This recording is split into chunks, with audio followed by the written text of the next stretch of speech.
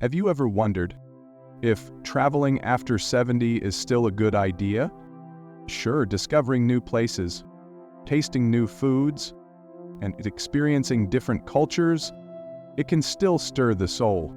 A quiet cruise you've dreamed about for years. A family visit across the country. A romantic getaway with your spouse. But here's the truth. There are real risks many seniors don't consider. Not until they're right in the middle of them. Because as we grow older, our bodies change. Our energy shifts.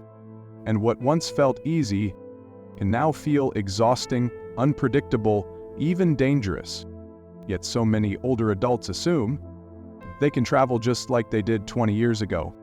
Same pace, same confidence, same resilience. But after 70, travel becomes a different journey altogether. In this video, we'll uncover 5 hidden dangers every senior traveler needs to know.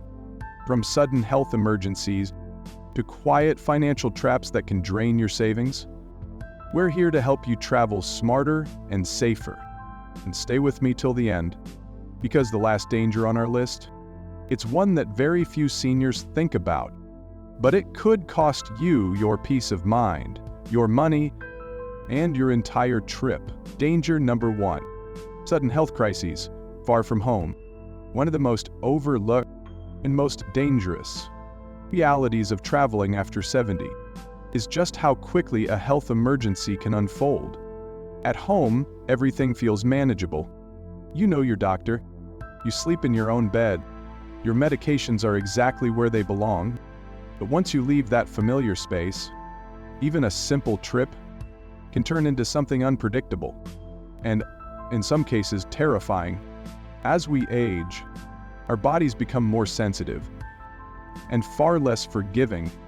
A long flight, a skipped meal, a hotter climate, a missed pill, any one of those can set off a chain reaction you never saw coming. Heart problems, breathing issues, blood pressure spikes. These aren't just statistics. They're the quiet risks, working behind every trip we take. Especially after 70, let me tell you about Walter, a 76-year-old retired school principal from Ohio. He was in good health, walked every morning, no major medical history. After years of dreaming, he and his wife finally booked a 12-day cruise through the Mediterranean.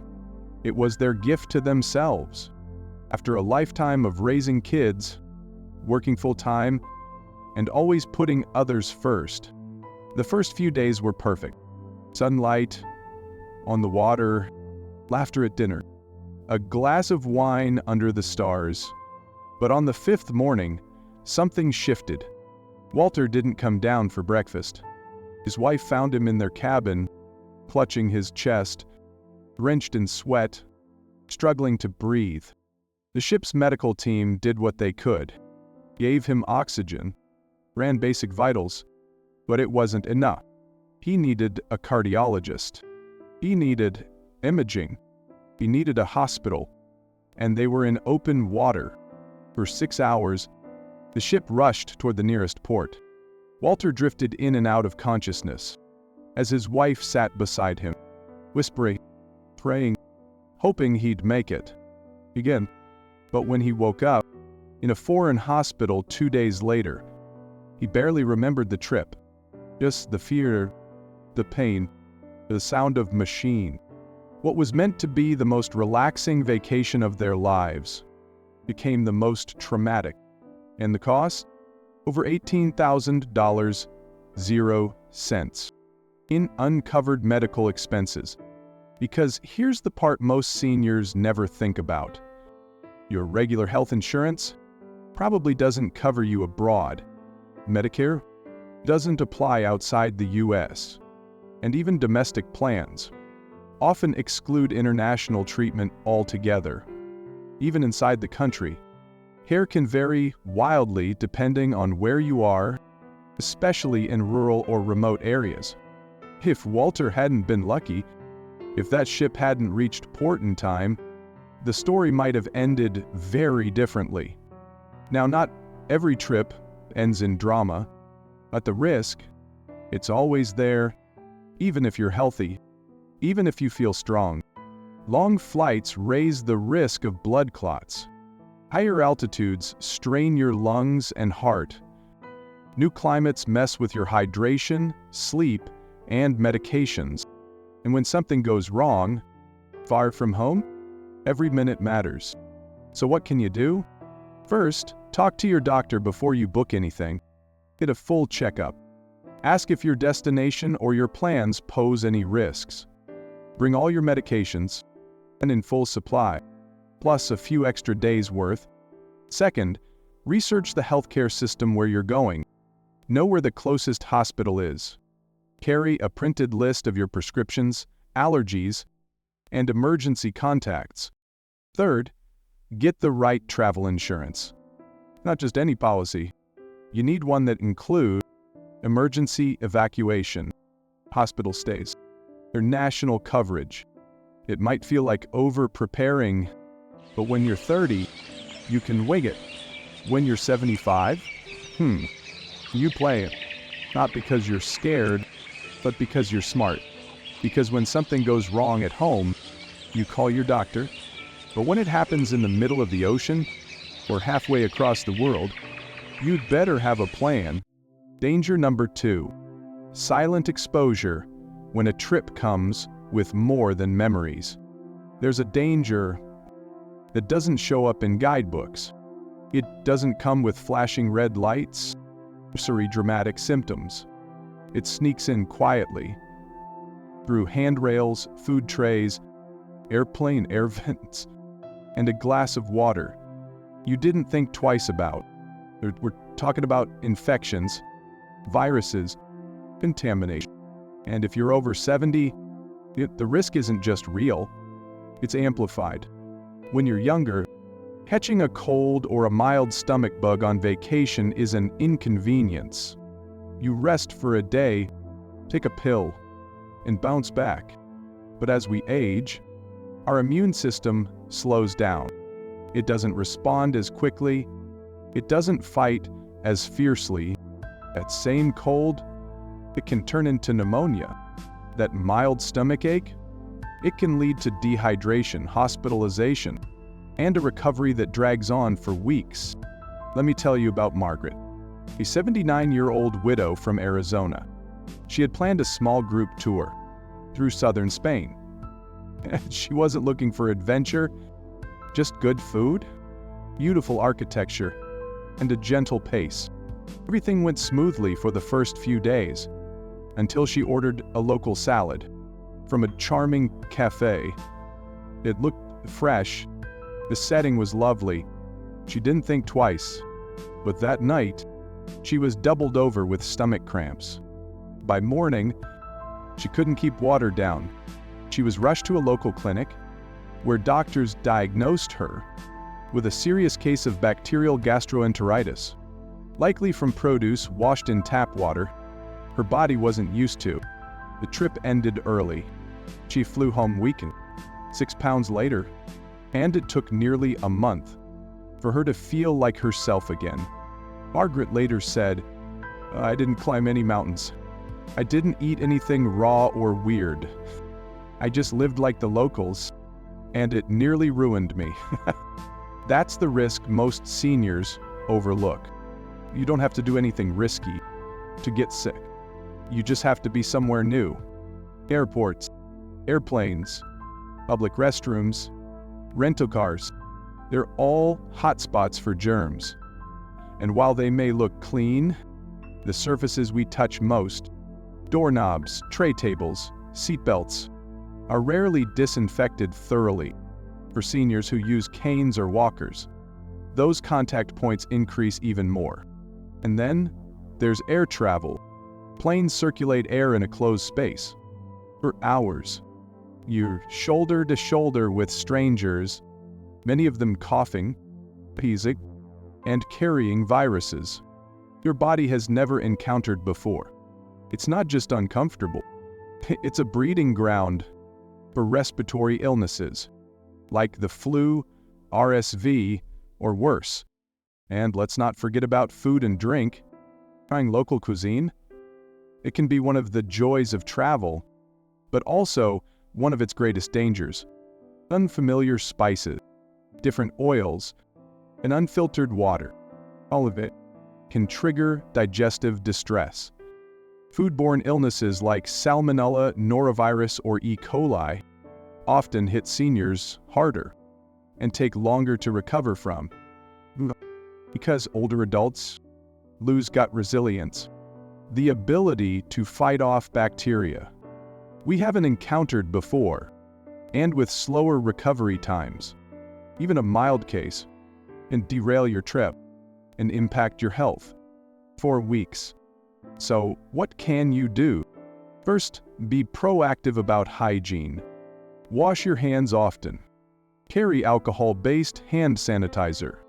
Use sanitizing wipes on your plane seat, armrests, and tray table before you sit down.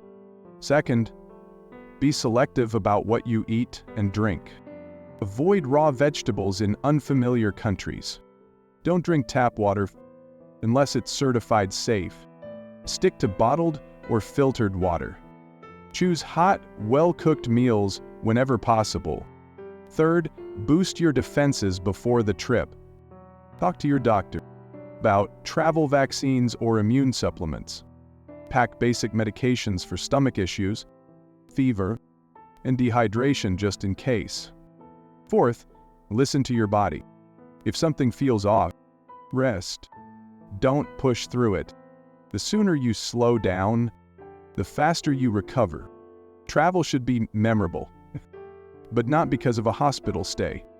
It should be joyful, lighthearted, safe.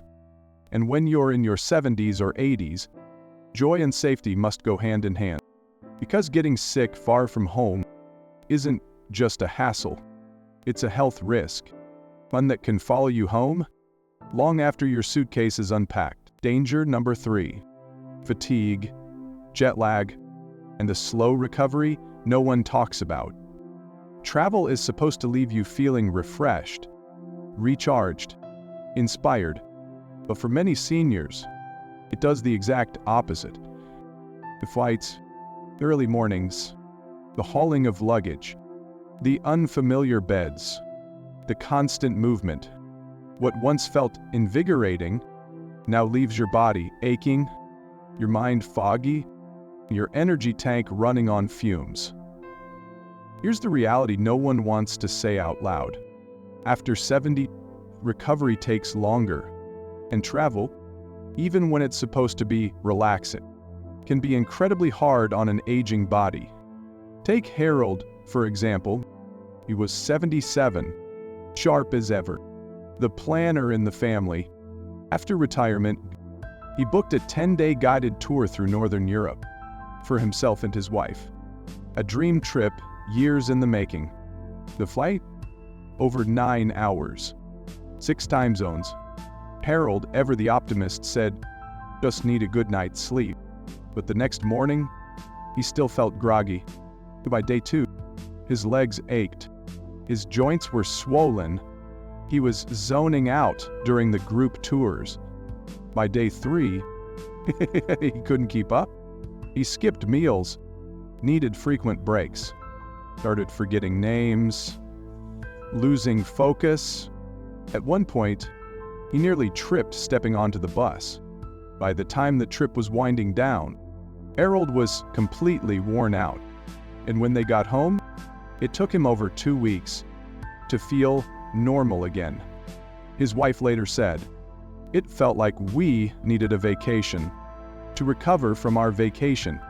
Here's the thing, fatigue in older adults isn't like it used to be. It doesn't disappear. After one good night's sleep, aging muscles recover slower. Sleep cycles are more fragile, and pushing too hard, especially with travel's unpredictable pace, doesn't just cause tiredness. It affects your balance, your focus, your immune system, and your overall well-being. One of the biggest culprits? Jet lag, crossing time zones, can completely disrupt your internal clock. A 30-year-old might adjust in a day or two, but a 75-year-old may need a week or more to reset.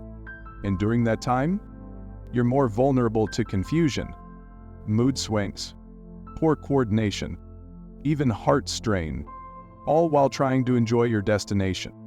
Then there's the strain of sitting for too long. Flights, bus rides, train journeys. They lead to muscle stiffness, and an increased risk of blood clots, especially in the legs. And let's not forget, sightseeing isn't exactly light duty. Walking on uneven ground, not climbing stairs, navigating crowds, carrying bags. Even when you think you're taking it easy, your body is working overtime without the recovery reserves it once had. Fatigue also changes how you eat and hydrate. Most seniors eat less when tired, and mild dehydration can lead to dizziness, slower reflexes, and a higher risk of falls. The truth is, many older travelers don't realize how hard they're pushing themselves until it's too late. So how do you protect yourself? Here's what I recommend. To build in recovery days. If your trip is 10 days, make at least 2 of them slow. No rushing, no tours. Just gentle rest. Avoid back-to-back activities. Leave space between flights, transfers, and excursions. Book shorter flights with layovers. It gives your body time to move and adjust. Stay hydrated, especially during air travel. Cabin air is dry and can dehydrate you quickly. Pack healthy snacks you're used to. Familiar food equals stable stomach equals better energy. Sleep smart. Bring an eye mask, earplugs, a pillow. Nap if you need to, even midday. Know your limits. You don't have to do it all. Sometimes saying no to one outing is saying yes to your long-term health. Because travel should leave you with beautiful memories, not a body that takes weeks to recover. And after 70, the goal isn't to move faster, it's to move wiser. Danger number 4. When one fall changes everything. For most of our lives, we don't think twice about walking downstairs, stepping off a curb, or carrying a suitcase up to our room. But after 70, those same small movements can carry very real risk, especially in places we don't know. That risk? Falling. It sounds simple, almost too ordinary to worry about. But for seniors, a single fall can change everything. Let me tell you about C, a 78-year-old grandmother from Oregon. She had always been loved gardening, walked every morning, lived on her own, and took pride in her independence. Her doing? To visit Italy, to see the architecture she'd only admired in books. So she went, with a tour group of 12, all around her age. Everything was fine, until it wasn't.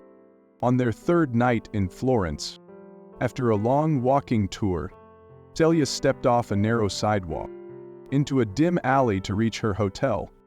The lighting was poor, the pavement uneven, her ankles, tired from hours of walking. Did she misjudge the curb? Just a small slip, but the fall was hard. She broke her hip. The tour was over. She was rushed to a local hospital for emergency surgery. Language barriers, unfamiliar systems, the emotional weight of being alone in a foreign place, it made everything harder. It took her 4 months to walk again, and even now, she walks with a cane and a quiet sense of grief. She later told her daughter, "I wanted to see the world while I still could. I didn't think one step would be the reason I stopped." That's the danger. Well, fall at home is hard enough, but a fall abroad, or even just in an unfamiliar place, often means delayed care. limited support, and a much longer road to recovery. And it's more common than you think. As we age, our balance weakens, muscle strength declines, vision doesn't adjust as quickly, and unfamiliar terrain, cobblestone streets, steep stairs, slippery cruise ship decks, only increases the chances of something going wrong. Add in fatigue, dehydration, arthritis, you've got a perfect storm. Many travel destinations, especially historic ones, aren't built with accessibility in mind. Even modern hotels can surprise you with low railings, hard-to-see steps, or slick bathroom floors, and in some countries, emergency medical care isn't what you're used to. You might wait hours. You might struggle to be understood. You might have to choose between paying thousands out of pocket or skipping treatment altogether. So, what can you do? Plan with balance in mind.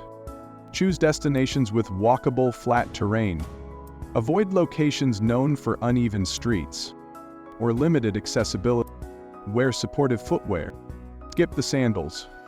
Cushioned shoes with non-slip soles, even indoors, make a big difference. Bring walking aids if you use them at home. Don't leave them behind. To travel light, your safety is worth far more than your packing list. Rest when needed. Don't push through pain or tired legs. The more tired you are, the more likely you are to misstep. Book accommodations carefully. Request ground floor rooms or buildings with elevators. Ask about bathroom safety features. Stay hydrated. Even mild dehydration can affect balance and focus. Keep water with you always, because the truth is, it doesn't take a mountain hike to get injured.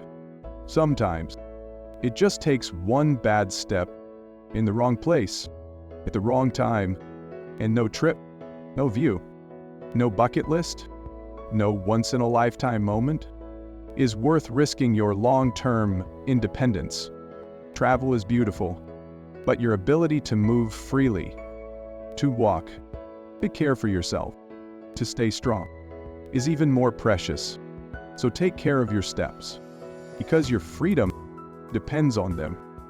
Danger number 5, when the real cost isn't on the ticket.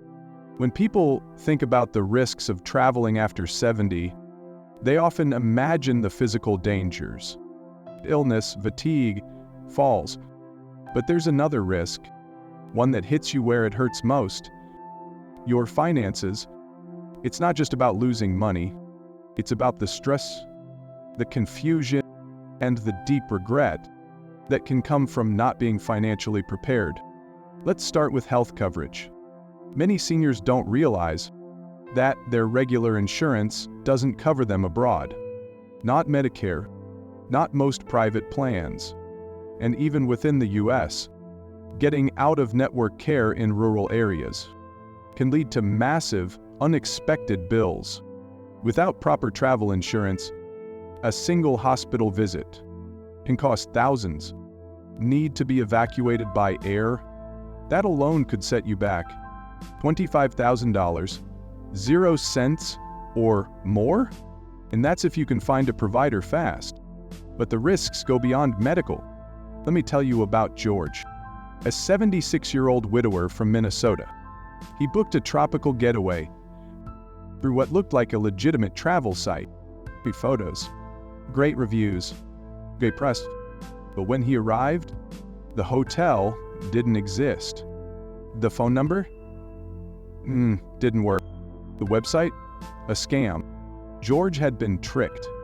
He had to book another hotel on the spot at twice the cost, and came home with a $2,000 0-cent bill and a broken sense of trust. Scams like this target older travelers every day, because scammers know seniors are more trusting, less likely to be tech-savvy, and more hesitant to ask questions or report issues. And it's not just fake hotels.